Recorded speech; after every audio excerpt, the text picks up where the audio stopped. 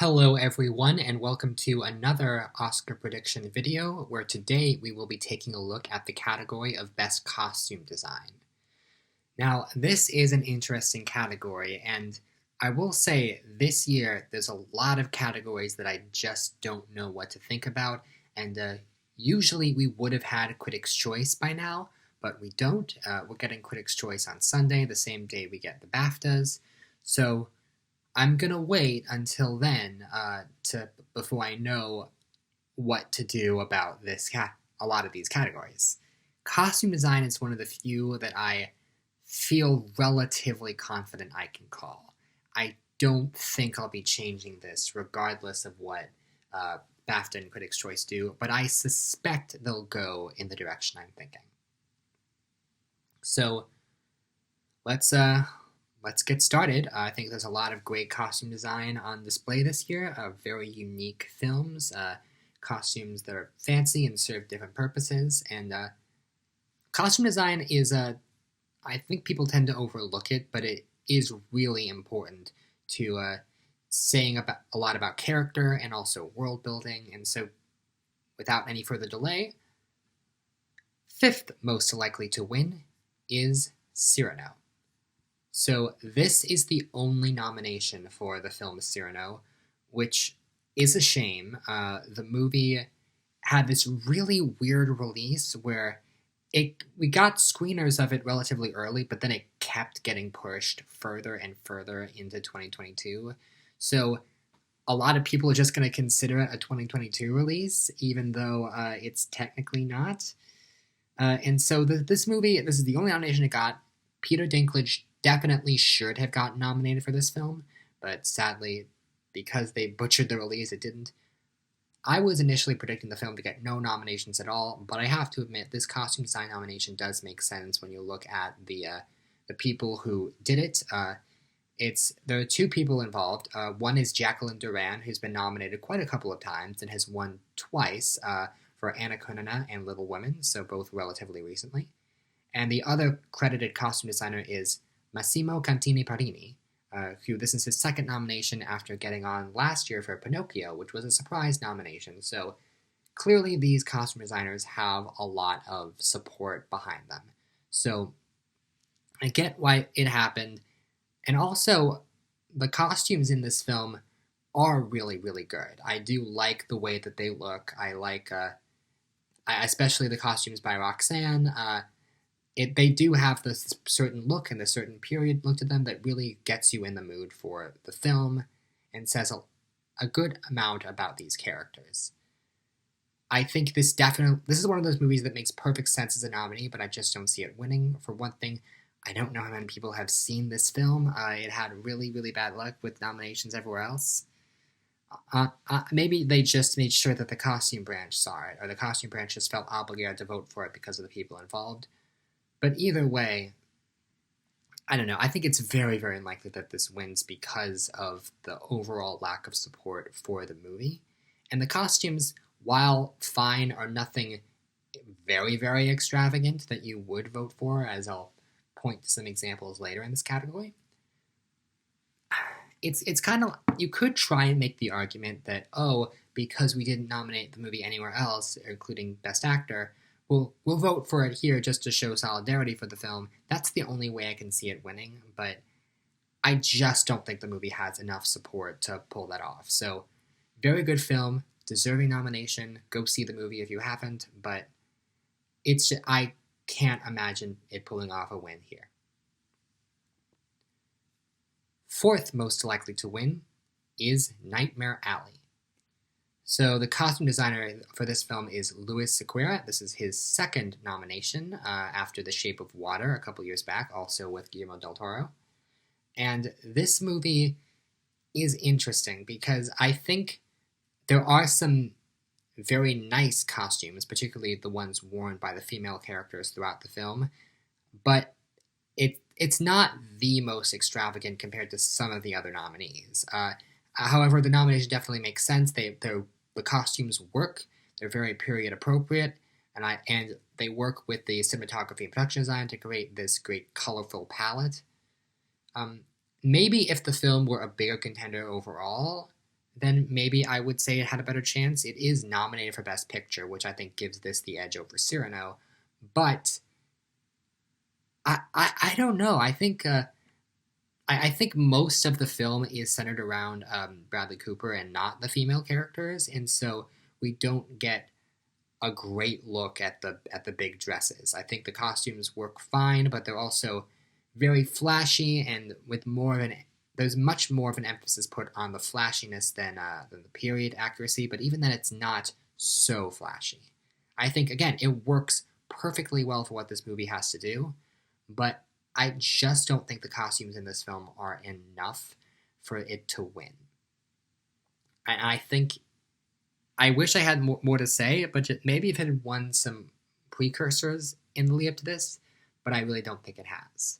So I feel weird because in a category like this, I know what the top contenders are, and Nightmare Alley is not one of them, and I really don't know how to phrase it any way differently than that, but definitely deserving nomination. Third most likely to win is West Side Story. So this is Paul Tazewell's first nomination in this category, and interestingly, he hasn't done that many films. He mostly keeps it to television and stage productions. His biggest claim to fame is designing the costumes for Hamilton, so that's definitely not nothing, but this is his first nomination in the world of film, and the costumes here are really good. They do a good job of standing out and revealing character and being quite colorful. And I think especially the costumes on Anita and Maria do that.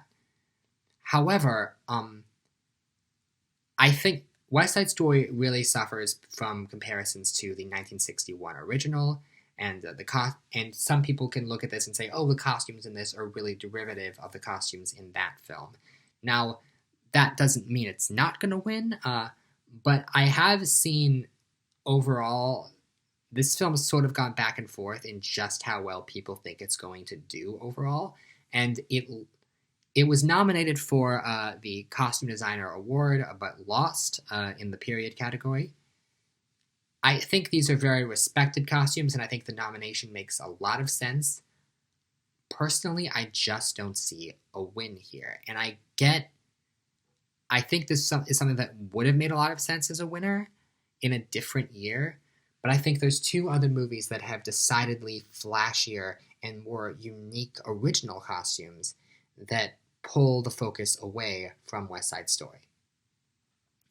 And starting with, second most likely to win is Dune.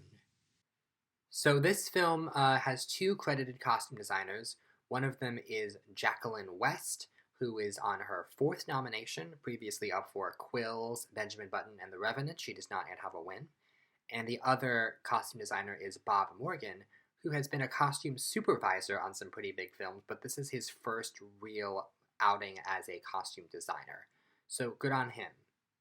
This is not the type of film that usually gets awarded in this category, and yet we have seen in more recent years films like Black Panther and Mad Max Fury Road nominated for sci-fi world-building costumes. And if they want to go in that direction, then Dune is definitely the type of movie that they're looking for. I think the costumes really do a great job in terms of establishing lore and establishing this world. There was definitely a lot of effort put into the world building on all fronts, and includes the costume design.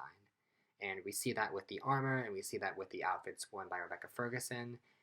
It is really great work.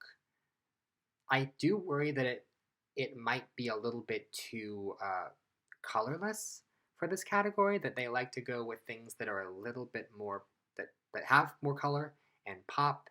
And these costumes are very good and they have a lot of detail to them, but there is sort of a sameness, especially when so much of the film focuses around male characters, and usually they give this award to films dominated by women. So I think this could happen, but I think it would be a very atypical winner, although we have seen films like this win. It did win the CDG award for costume design in a fantasy or sci-fi film, which, to be fair, it didn't have that much competition, but it is still notable, and I think this film definitely is going to pose a threat. It's the thing that's going to pose most of a threat. And yet, I do have a question of just how many tech awards Dune can win on the night.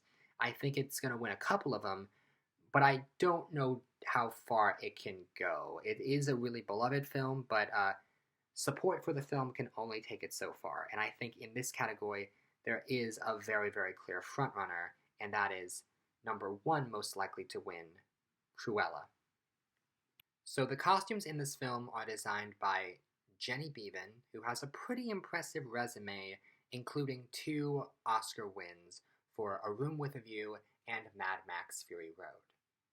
And this, I think sometimes the winner is just undeniable by the flashiness of the work and also the quality of the work. I don't want to imply that it's just flashy and nothing else. I think the costumes in this film really do stand out. For one thing, the film is about the fashion industry, and we do see like the making of dresses and stuff like that.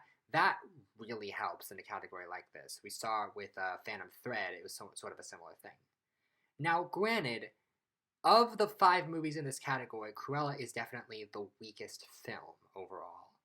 And it's a film that was never going to contend for Best Picture. However, ever since the very first trailer came out and I saw what these costumes looked like, I was like, oh, this is getting a nomination. And it did.